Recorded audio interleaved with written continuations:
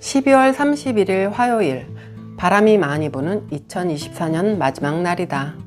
지난주 화요일부터 감기로 많이 아팠다. 병원에 다녀와 그냥 앓고만 있었다. 주사도 맞았고 이렇게 앓다 보면 금세 나아지겠지 했으나 생각과는 달리 나아지지 않았다. 그나마 다행히 열은 없었지만 기침할 때마다 가슴이 쓸리듯 아팠다.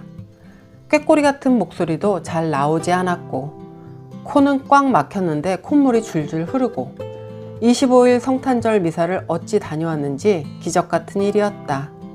병원약도 꼬박꼬박 하루 3번 거르지 않았고 따뜻한 물 보온병에 넣고 레몬, 생강, 꿀을 넣어 따뜻하게 하루 종일 마시며 빨리 낫길 기대했으나 올해 마지막 날인 오늘까지 나아지지 않고 있다. 해서 오늘도 병원에 다녀왔다. 1시간 반 기다려 진료보고 병원 침대에 1시간 누워 링거 맞고 조금 가벼운 몸이 되어 집에 왔다. 오전에 병원에 갔고 집에 돌아오니 오후 2시가 넘었다. 한나절이 다 지나가 버렸다. 집에 돌아와 간단하게 배를 채우고 집안일을 시작했다. 2024년은 너무 힘든 한 해였고 오늘이 지나면 2024년 모두를 내 인생에서 버릴 것이다. 특히 이번 12월 달은 너무 어수선하고 화나는 일도 많았으며 이렇게 연말에 들뜸을 느끼지 못함은 58년 인생의 처음인 듯하다. 해마다 12월이면 크리스마스에 대한 설렘과 보내기 싫은 그 해 마지막 달에 대한 아쉬움으로 시원은 아닌 섭섭함만이 가득했다면 2024년의 12월은 빨리 가버리라고 재촉했고 드디어 12월의 마지막 날이 되었다. 나는 2025년을 기대하며 병원에서 링거도 맞고 기운도 차렸으니 침대에서 이불 걷어 세탁기에 돌리고 화장실 청소도 하고 청소기 돌리며 걸레질하고 걸레 빨아 창을 닦고 지저분한 아들방 책상 위도 말끔히 닦아주었다. 깨끗이 청소하고 2025년 1월 1일을 맞이하기 위해서 새해 아침 떡 만둣국을 끓여 먹기 위해 며칠 전 나는 김치만두를 만들었다. 김장하기 전 김치파동 있을 때 홈쇼핑에서 주문한 김치가 맛이 없어 완전 익혀둔 김치가 되었고 그 외에 만두 속에 필요한 두부, 당면, 부추와 만두피를 준비해 만두속을 만들었다.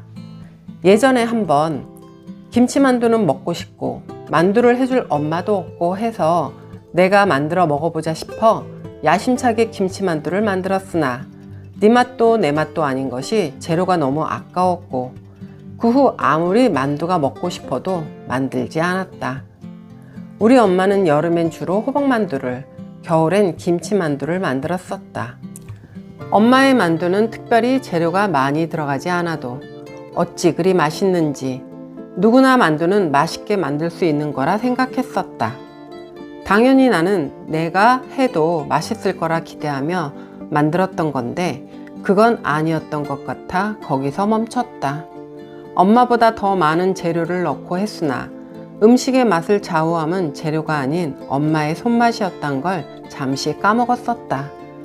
그러다 가끔 친구가 만두를 빚어 인스타에 올리는 걸 보고 다시 도전해보자 했고 해서 나는 그 어려운 김치만두를 완성했다. 다행히도 저번보다 먹을만 했고 왕만두피로 만드니 아주 큰 만두가 60개 정도 되었다. 최고의 맛은 아니었으나 네 맛 내 맛 중 네 맛 정도는 된 것 같다. 일단 잘 빚었고 빚은 만두 그대로 냉동실에 보관하기 위해 만두를 찌기 시작했다. 찌지 않은 상태로 보관한다면 만두피가 갈라지니 만두를 먼저 찜통에 찌고 냉동실에 보관해야 한다. 찜통이 작지는 않으나 왕만두피가 빅사이즈라 서로 달라붙지 않게 만두 사이를 띄엄띄엄 놓다 보니 한 번에 찌는 개수가 몇 개 되지 않아 여러 번 쪄내야 했다. 정신없이 한참을 찌다 보니 환풍기도 켜지 않고 추운 날씨이다 보니 문도 꼭꼭 닫고 있던 터라 집안이 수증기로 가득함도 몰랐었다. 이를 알아차렸을 땐 이미 늦은 상태였다.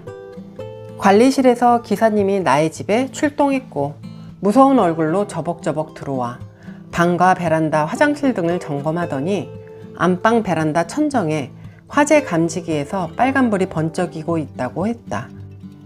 빨간 불만 번쩍일 뿐 소리는 안 들렸으니 나는 몰랐지만 관리실에선 꽤 요란한 소리로 울린다고 살짝 짜증 섞인 목소리로 말했다.